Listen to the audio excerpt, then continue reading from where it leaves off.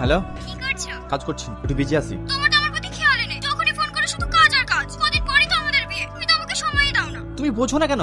এখন অফিসে অনেক কাজ, সেটা তো আমাকে দেখতে হয়। তুমি কাজ নিয়েই থাকো। আরে আপনি বাথরুমে যাবেন, লাইট তো জ্বালাবেন। আলো জ্বলে আর কি হোক, আমার কাছে তো দিন রাত সবই সমান। সরি, কোথাও লাগেনি তো? একটু পায়ে লেগেছে। একটু সাবধানে তো চলাফেরা করবেন।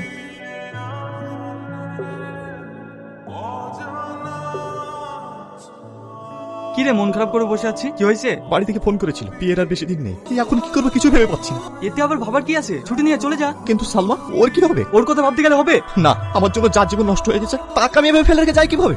সালমা খুব ভালো মেয়ে, ওকে আমি পছন্দ করি। আমি সালমাকে বিয়ে করবো। কি সব পাগলের মতো বকছিস? তোর কি মাথা ঠিক আছে? তোর বিয়ে ঠিক হয়ে গেছে, আর কিছুদিন পর তোর বিয়ে।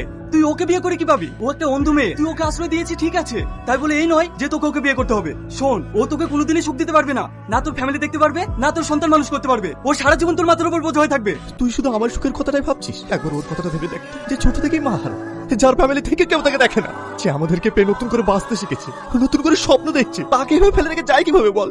দেখ, যেটা হবার নাই সেটা ভাবে লাভ নাই। ওর কি হবে না হবে ও দেখে নেবে। আজ আমি সবার কাছে বোঝা হয়ে গেছি মা, আমি আর বাঁচতে চাই না। তুমি চলে যাওয়ার সাথে সাথে আমাকে কেন নিয়ে যাওনি মা? ওকে সবাই করুণা করে, দয়ের পাত্র ভাবে। সেদিন থেকে চোখ দুটো হারিয়েছি, তারপর থেকে কেউ আমাকে মানুষ বলে ভাবে না। আপনার মাকে খুব মিস করছেন তাই না? না মানে, আজকে মার কথা ভীষণ মনে পড়ছে। আপনাকে একটা কথা ওদিন ধরে বলবো বলবো ভাবছি, কিন্তু কি করে যে বলি সেটা ভেবে উঠতে পারছি না। কি কথা? আপনার সঙ্গে যে অ্যাক্সিডেন্টটা ঘটেছিল তার জন্য দায়ী আমি। শুধুমাত্র আমার জন্য আপনার দুটো চোখ চলে যায়। পারলে আপনি আমাকে ক্ষমা করে দিয়েন। এ কি বলছেন আপনি? আমার সঙ্গে যেটা ঘটেছে সেটা আমার ভাগ্যে লেখেছে, এখানে আপনার দোষ কোথায়? ছাড়েন এসব কথা, কদিন পরেই তো আপনার বিয়ে, আমাকে ইনভাইট করবেন তো? অবশ্যই, আপনি ছাড়া তো বিয়েই হবে না। তোরা একটু বস, আমি কিছু নিয়ে আসি।